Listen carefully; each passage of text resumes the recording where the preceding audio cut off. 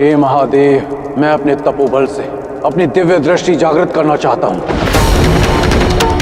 मैं नारायण को देखना चाहता हूं। मैं देखना चाहता हूं कि वो इस समय कहां है।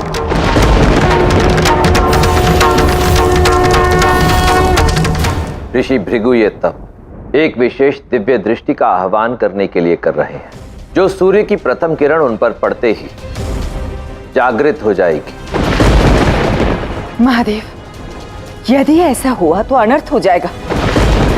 आपको ऋषि भृगु को रोकना ही होगा महादेव। भक्त को उसका तप करने से रोकना नीति विरुद्ध है। ऋषि भृगु ये तप करके दिव्य दृष्टि पाने का प्रबंध कर चुके हैं। अब ये उनकी इच्छा पर ही निर्भर करता है कि वो इस दिव्य दृष्टि को कैसे और कब उपयोग में लाएंगे।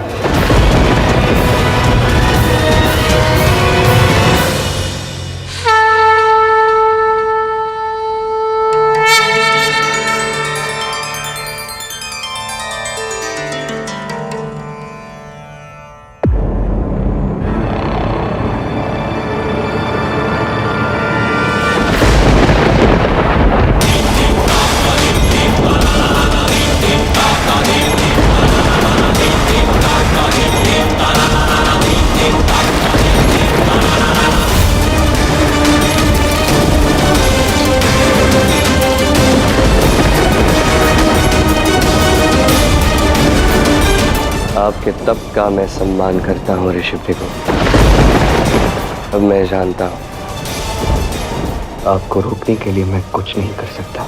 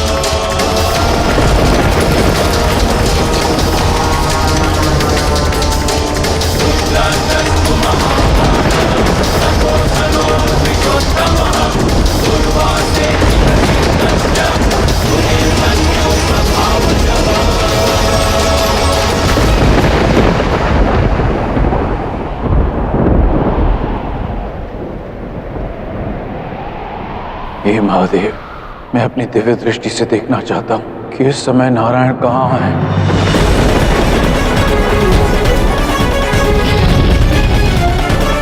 हे नारायण, मुझे क्षमा कर दीजिए। मैं इस बार भी आपकी कोई सहायता नहीं कर पाऊंगा।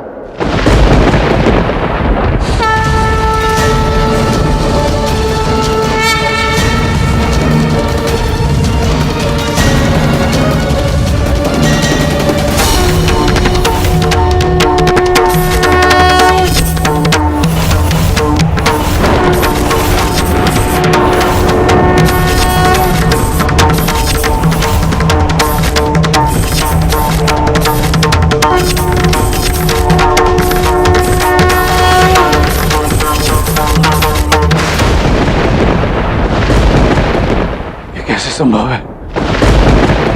नारायण वेंकटगिरी में और महल के भीतर है। ऐसा कौन सा रूप धारण किया उन्होंने जो मैं उन्हें पहचान ही नहीं सका। आपने अपनी दिव्य दृष्टि से ये ज्ञान तो प्राप्त कर लिया कि मैं यहीं वेंकटगिरी में हूँ, इसी महल में हूँ, किंतु दुख की बात यह है कि आपके पास अभी भी वो शक्ति नहीं है कि आप नारायण को लक्ष्मी से, श्रीनिवास को श्री से, अपनी भार्गवी से दूर कर सकते हैं,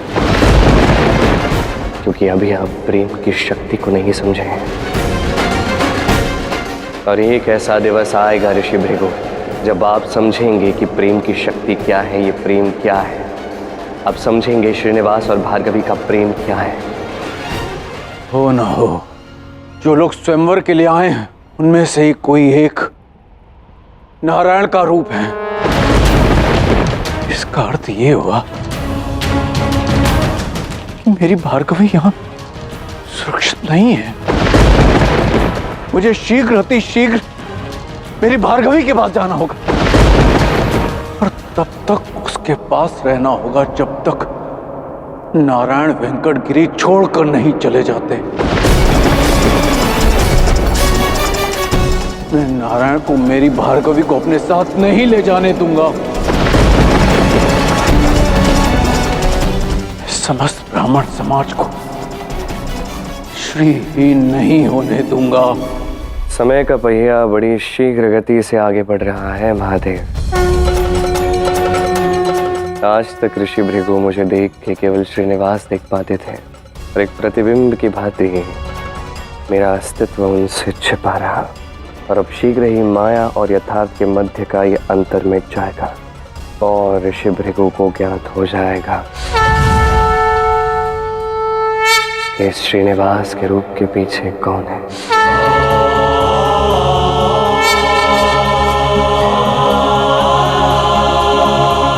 किंतु उससे पूर्व मुझे कुछ करना होगा। मेरे पास आज का ये दिवस है पद्मावती के स्वयंवर का अंतिम दिवस, जब मैं अपनी भार्गवी को पाने के लिए अटूट प्रयास कर सकता हूं, और मैं करूंगा। इस आंधी को भी अभी आना था। कहाँ इस समय मुझे स्वयंवर में होना चाहिए था, और कहाँ मैं ये व्यर्थ के कार्य कर रही हूँ। आज बाबा आएंगे तो उनसे विनती करूंगी कि मुझे भी अपने साथ ले जाएं। आशा है कि बाबा मुझे मना नहीं करेंगे।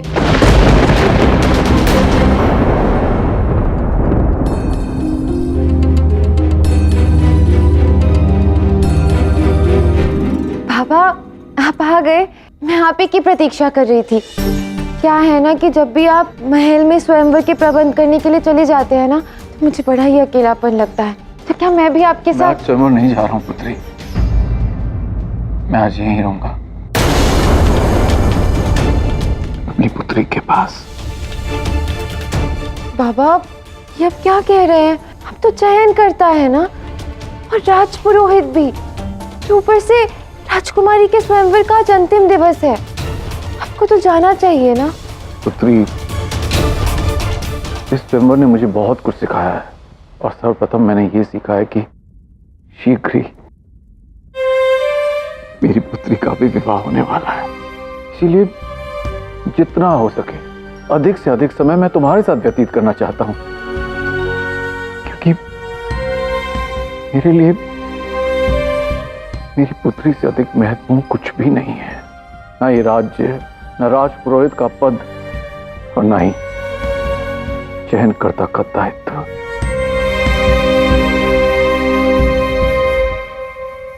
जो भी लक्ष्य को साधेगा राजकुमारी के लिए श्रेष्ठ वर सिद्ध होगा। यदि कल नृत्य की प्रतियोगिता में कोई असफल होता भी है तो स्वयंवर तो सफल होकर ही रहेगा। यदि आज ये स्वयंवर सफल हो गया तो मैं और श्रीनिवास कैसे एक होंगे? पापा नहीं जाएंगे तो मैं कैसे जाऊंगी वहां? कैसे समझाऊंगी मैं श्रीनिवास को कि क्या खेल खेल रहा है वासु? पद्मावती के स्वयंवर के तीसरे दिवस पर मैं आप सबका हार्दिक अभिनंदन करता हूं, स्वागत करता हूं। प्रतियोगिता शीघ्र ही आरंभ होगी, तब तक विराजिए आप लोग। श्रीनिवास अब तक आया क्यों नहीं है? तुम दोनों जाकर देखो ना, कहाँ रह गया है वो? कृष्ण की लीला है, कृष्ण की महिमा है, कृष्ण का गौरव धर्मसार है, कण कण में काया है, कृष्ण की माया है, जन्म उद्धार का ये अवतार है। कृष्ण की लीला है, कृष्ण की महिमा है, कृष्ण का गौरव धर्मसार है, कण कण में काया है, कृष्ण की माया है, जन्म उद्धार का ये अवतार है। मुझे तुम्हें कुछ देना था। मैं चाहती हूँ कि तुम सबसे सुंदर, सबसे प्रभावशाली दिखो। कृष्ण का गौरव धर्मसार है, कृष्ण की माया है, जन्म उद्धार का ये अवतार है। श्रीनिवास का रूप कितना दिव्य लग रहा है आज। मेरी तो उस पे से दृष्टि ही नहीं हट रही। ऐसा तो होना ही था। ये वस्त्र और आभूषण राजकुमारी ने स्वयं चुना है श्रीनिवास के लिए।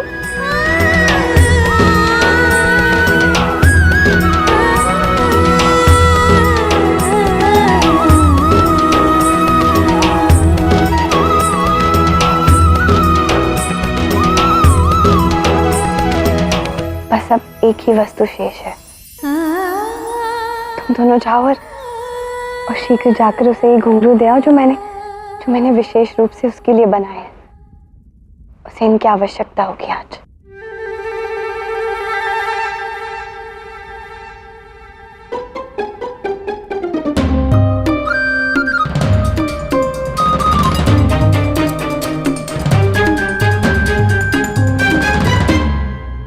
ये साधारण सा दिखने वाला नृतक आज इतना मनमोहक, दिव्य और राजसी कैसे दिख रहा है? केवल वस्त्र धारण कर लेने से किसी की प्रतिष्ठा थोड़ी ना बढ़ जाती है। रहेगा तो ये साधारण नर्तक ही ना।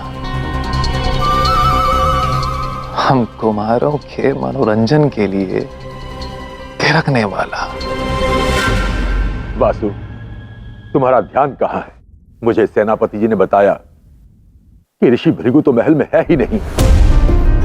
जब मुख्य चयन करता ही नहीं होगा तो प्रतियोगिता आगे कैसे बढ़ेगी? जाओ, ऋषि भृगु को शीघ्र बुला कर लाओ। जी पिताश्री।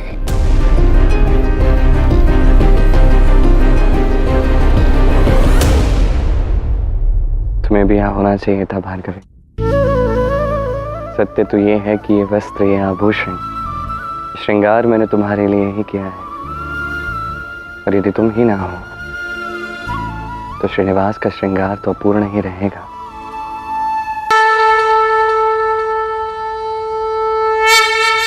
प्रणाम राजपुरोहित जी।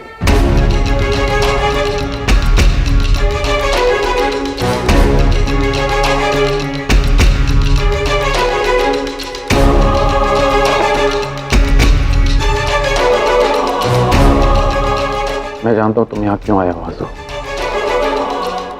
किंतु आज मैं स्वयंवर के लिए नहीं चल सकता। ये क्या कह रहे हैं आप ऋषि भृगु? पिताश्री, पद्मावती और सारे अतिथि आपकी प्रतीक्षा कर रहे हैं वहां। आप मुख्य चयन करता है और आप नहीं आएंगे? क्या बात है ऋषिवर, हमसे कोई भूल हुई है क्या?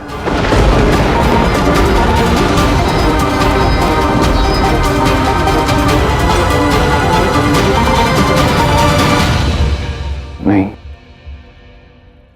आप लोगों से कोई भूल नहीं हुई है, किंतु मैं अपनी भार्गवी को लेकर चिंतित हूं। न जाने क्यों मुझे ऐसा आभास हो रहा है कि भार्गवी के लिए यह अत्यंत अशुभ दिवस है। कुछ अशुभ घटित होने वाला है उसके साथ, और ये बात मैं उसे नहीं बता सकता हूं। वो व्याकुल हो उठेगी, भयभीत हो जाएगी। इसीलिए मैं चाहता हूं कि मैं उसके साथ घर में रहूं। आप समझ रहे हैं ना? मैं समझता हूं ऋषिवर।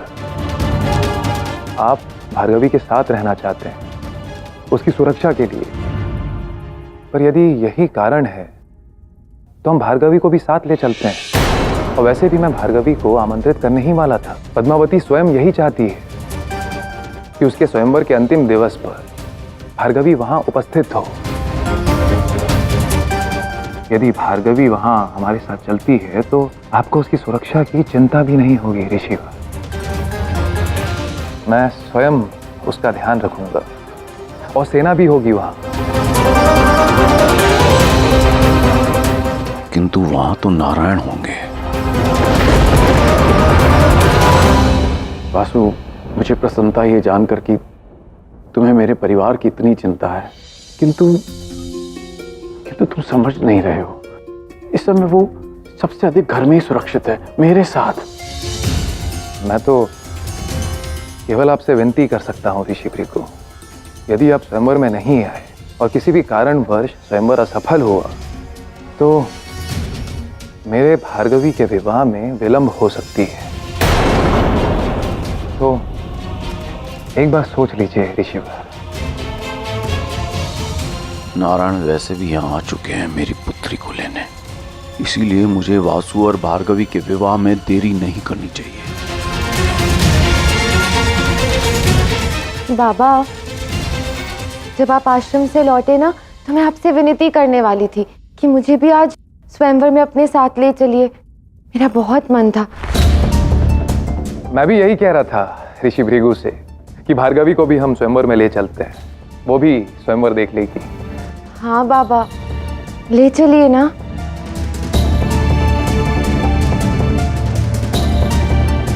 उचित है, हम दोनों तुम्हारे साथ चलेंगे।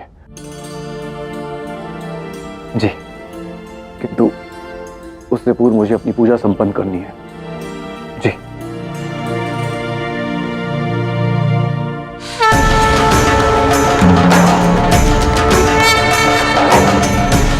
हे महादेव, यदि नारायण राजमहल में आ चुके हैं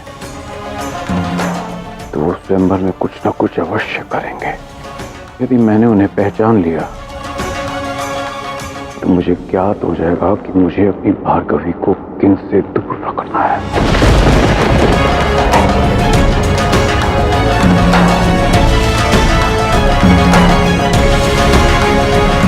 महादेव, आज मुझे मेरे हर कार्य में सफल करना।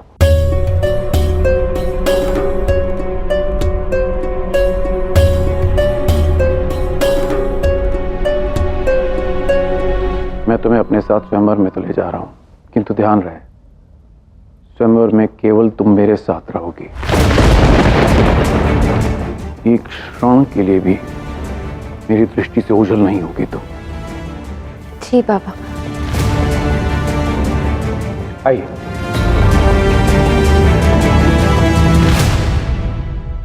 श्रीनिवास तुम्हारी प्रतीक्षा कर रहा है श्री, शीघ्र आना।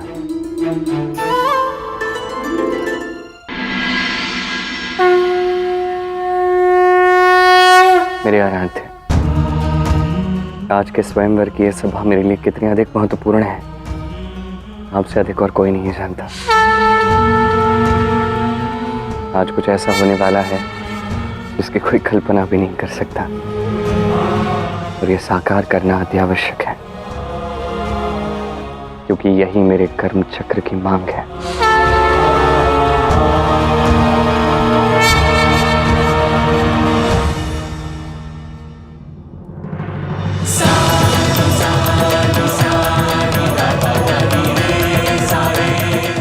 अंततः तुम आ ही गई श्री,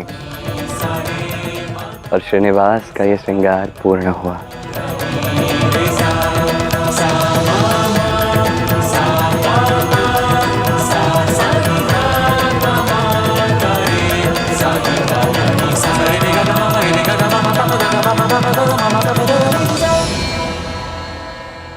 मुझे श्रीनिवास को बताना ही होगा कि आज स्वयंवर में धनुर्विद्या प्रतियोगिता होने वाली है।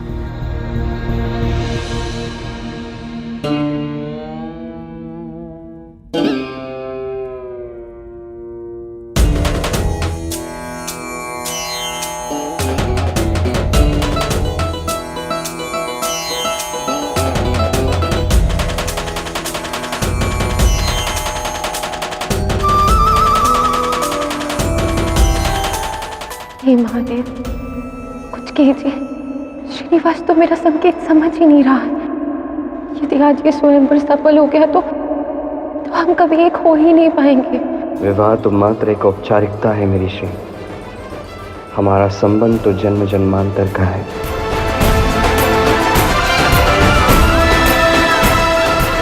अब हम पद्मावती का स्वयंवर आरंभ करते हैं, और मुझे पूर्ण विश्वास है कि स्वयंवर के तीसरे और अंतिम दिवस पर पद्मावती को अपना मनचाहा वर अवश्य मिलेगा। पहले प्रतियोगी आगे आए।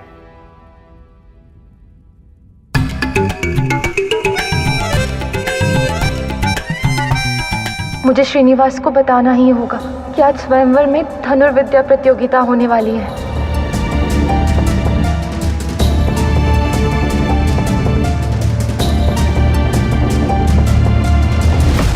हे महादेव, कुछ कीजिए। श्रीनिवास तो मेरा संकेत समझ ही नहीं रहा है। यदि आज ये स्वयंवर सफल हो गया तो हम कभी एक हो ही नहीं पाएंगे। जो चिंता भार्गवी के मन में है वो मेरे मन में भी है। आपने पद्मावती और भार्गवी की प्रार्थना तो स्वीकार कर ली कि ये स्वयंवर असफल हो जाए, किंतु यदि ये नृत्य प्रतियोगिता असफल हो जाती तो राजा आकाश धनुर्विद्या की प्रतियोगिता घोषणा कर देंगे। और आप तो ये भली भांति जानते हैं महादेव कि श्रीनिवास को इस सभा में से कोई भी पराजित नहीं कर पाएगा, क्योंकि श्रीनिवास के पास नारायण धनुष है जिसका लक्ष्य अचूक है। अंततः श्रीनिवास को पद्मावती से विवाह करना ही होगा और हमारी लक्ष्मी, भार्गवी और श्रीनिवास का मिलन नहीं हो पाएगा। महादेव, यदि दोनों बिछड़ जाते हैं तो लक्ष्मी नारायण संसार को प्रेम का अर्थ कैसे समझाएंगे? गौरी, तुम भूल जाती हो कि लक्ष्मी और नारायण का प्रेम कितना दिव्य, कितना महान है कि आज तक उनके मार्ग में उत्पन्न हुई प्रत्येक बाधा को उन्होंने सफलतापूर्वक पार किया है। तुम चिंता मत करो, इस समस्या का हल भी निकल आएगा। और हाँ, मेरी चिंता भी मत करो, क्योंकि मुझे भली भांति पता है कि मुझे अब क्या करना है।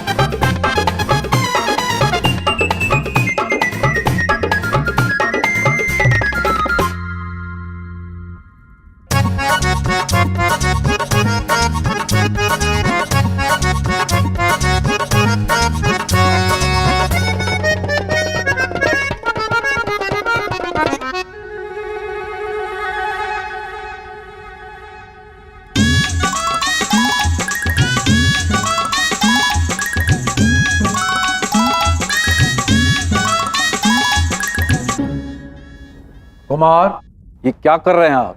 ये नृत्य की प्रतियोगिता है, कृपया अपना नृत्य प्रस्तुत करें।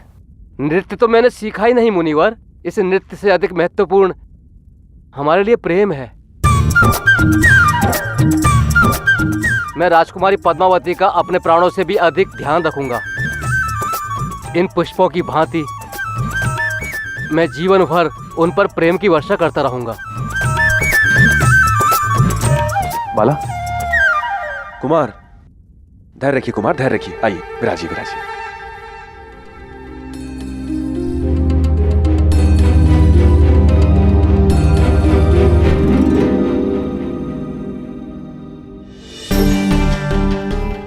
मुझे शीघ्र ही सुनिश्चित करना होगा कि यहाँ इस सभा में नारायण उपस्थित हैं या नहीं।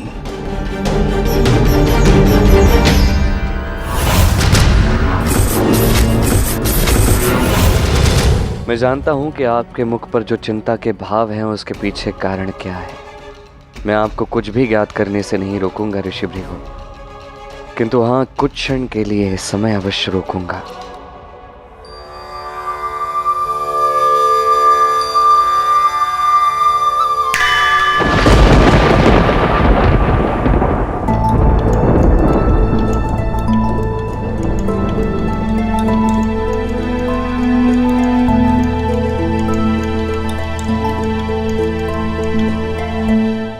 जानता हूं तुम इतनी व्याकुल क्यों, ये भी जानता हूं कि क्या कहना चाहती हो। तुम ये नहीं जानते कि अब कुछ ही देर में क्या होने वाला है। नहीं मैं तुम्हें बता सकता हूं भार्गवी, बस इसीलिए सोचा उससे पूर्व कुछ समय तुम्हारे साथ व्यतीत कर ही लेता हूं। भार्गवी, आज मैं एक बहुत बड़ा कदम उठाने जा रहा हूं और वो कदम उठाना आवश्यक है। उसके पश्चात तुम्हें चिंता भी अवश्य होगी और इसीलिए कुछ कहूंगा जो तुम्हें स्मरण रखना है।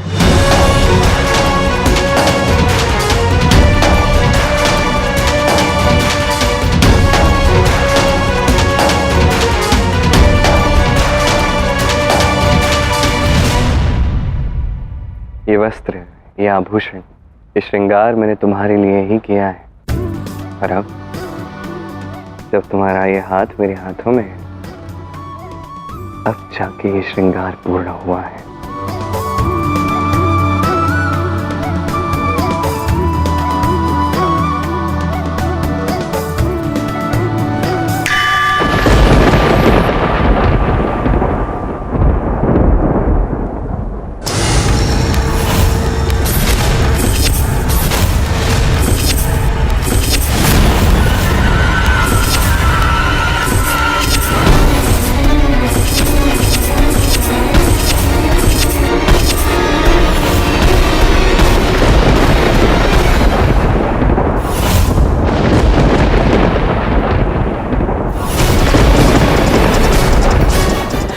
श्रीनिवासी नारायण? नहीं, ये हो ही नहीं सकता, असंभव।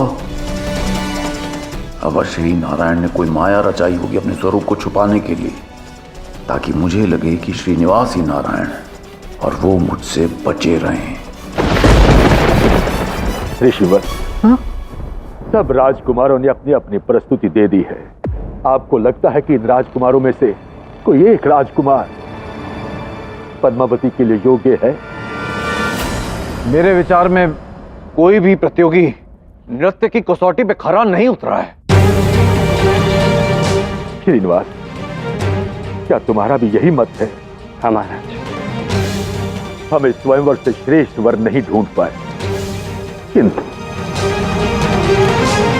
हमारे पास एक विकल्प है। मैं अत्यंत प्रसन्नता के साथ ये घोषणा करता हूं कि एक क्षण पिताश्री, ऐसे बीच में बोलने के लिए क्षमा चाहती हूँ, किंतु पिताश्री ये मेरा स्वयंवर है और यहाँ उपस्थित सभी राजकुमार क्षमा कीजिए किंतु इस कसौटी में असफल हुए हैं। अभी मुझ पर निर्भर करता है ना कि मैं अपने विवाह के लिए किसे चुनती हूँ। स्वयंवर में यदि योग्य वर ना मिले तो उससे पूर्ण सभा का अपमान होता है, किंतु मेरा मानना है कि अभी भी एक योग्य व्यक्ति है जिसने अपनी प्रस्तुति नहीं दी है।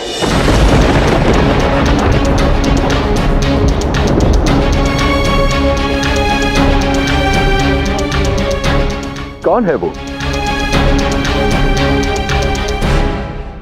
श्रीनिवास, श्रीनिवास, श्रीनिवास।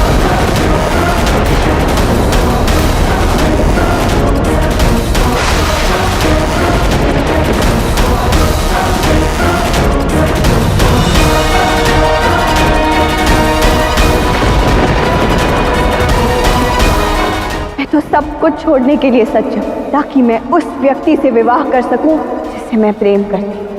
कोई राजा हो या फिर श्रीनिवास की भांति कोई नर्तक ही क्यों ना हो।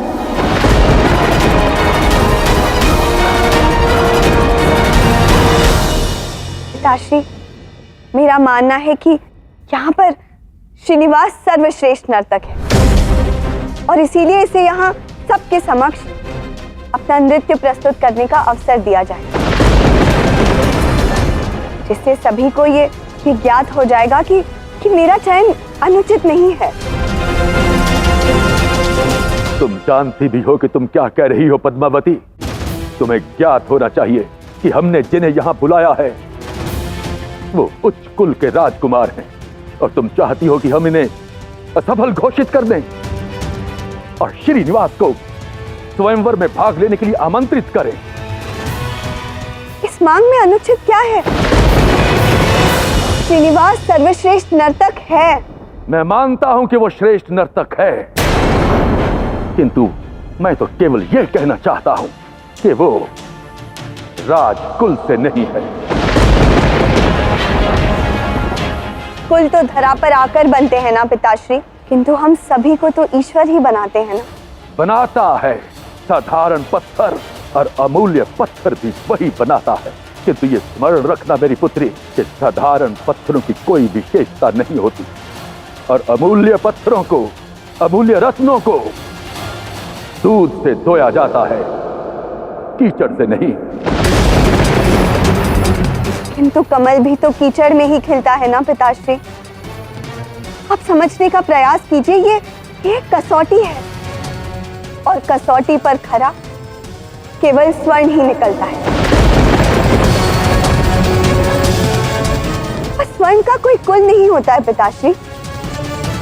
मेरे स्वयंवर में भी यहाँ उपस्थित कोई भी व्यक्ति स्वर्ण सिद्ध हो सकता है, फिर चाहे वो कोई कुल का राजकुमार हो या फिर श्रीनिवास।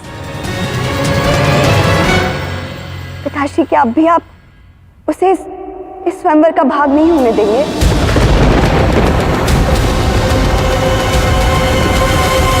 नहीं ले सकता, क्योंकि श्रीनिवास को इस प्रतियोगिता में एक प्रतियोगी के रूप में नहीं, एक चयनकर्ता के रूप में आमंत्रित किया गया है। यदि मेरी इच्छा का ध्यान ही नहीं रखा जा रहा है तो इसे स्वयंवर कहा ही क्यों जा रहा है पिताश्री? यदि मुझे सब कुछ किसी और के कहने पर करना पड़ रहा है तो इससे तो अच्छा यही है कि स्वयंवर को यही समाप्त कर दिया जाए।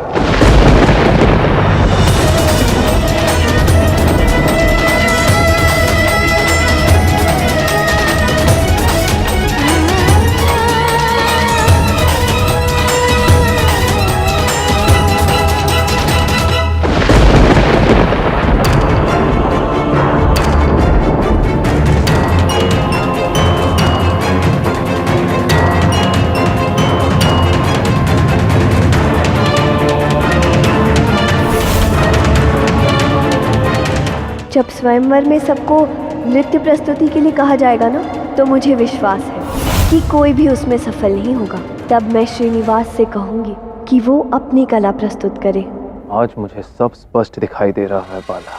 मुझे सदैव लगता था कि पद्मावती श्रीनिवास से प्रेम करती है, किंतु ये खेल तो श्रीनिवास खेल रहा है।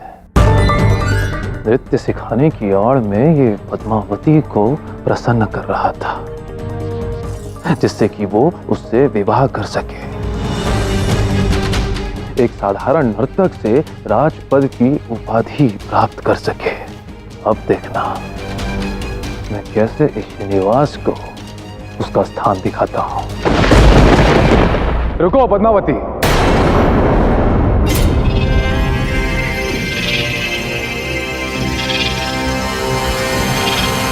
तुमने उचित कहा। स्वयंवर तुम्हारा है तो हमें तुम्हारी इच्छा का मान रखना चाहिए, नहीं तो इस स्वयंवर का अर्थ ही क्या?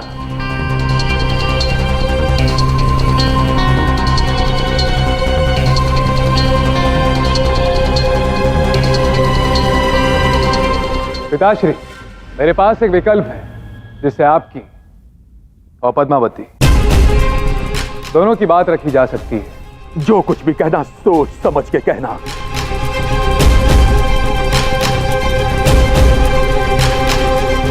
ऋषि भृगु और पिताश्री से बात करने के पश्चात हमने यह निर्णय लिया है कि यदि नृत्य प्रतियोगिता में कोई भी सफल नहीं हुआ तो हम धनुर्विद्या की कसौटी रखेंगे।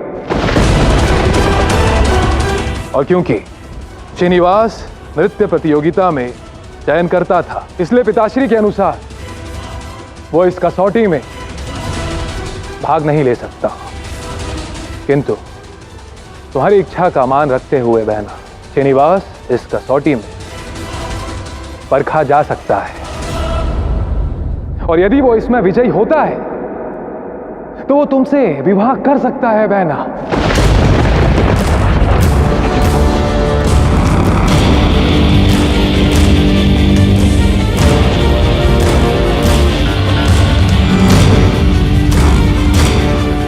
क्योंकि तब वो श्रीनिवास ये सिद्ध कर देगा कि वो एक श्रेष्ठ योद्धा भी है, जो राजकुल का गुण है।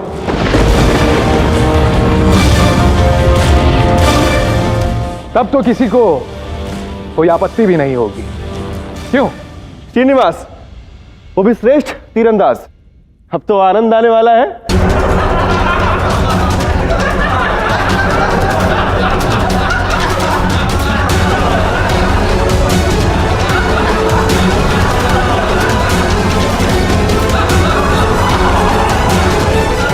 किसी की भी योग्यता को कम आंकने से पूर्व यहां उपस्थित सभी को यह स्मरण करना चाहिए कि यहां इसी मंच पर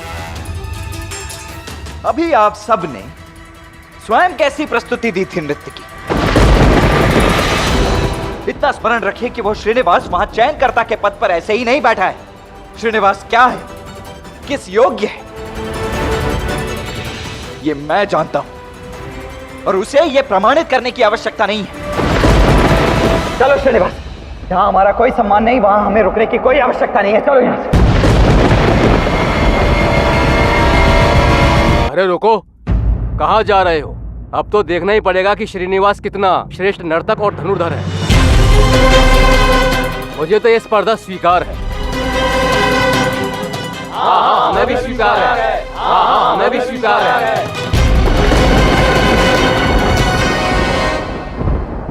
श्रीनिवास श्रेष्ठ नर्तक है तो तुम उसे बाण संधान के लिए कैसे ललकार सकते हो वासु? उसे तो आज तक कभी कभी धनुष भी नहीं पकड़ा है।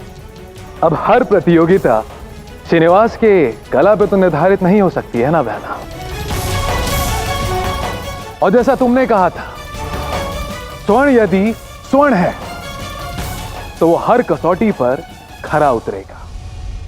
तुम श्रीनिवास को अवसर देना चाहती थी ना, तो हम दे रहे हैं।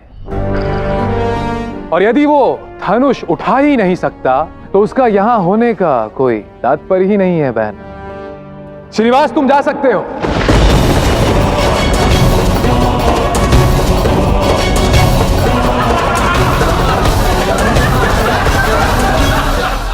समझ सकती हूँ श्रीनिवास, तुम्हें कैसा लग रहा होगा।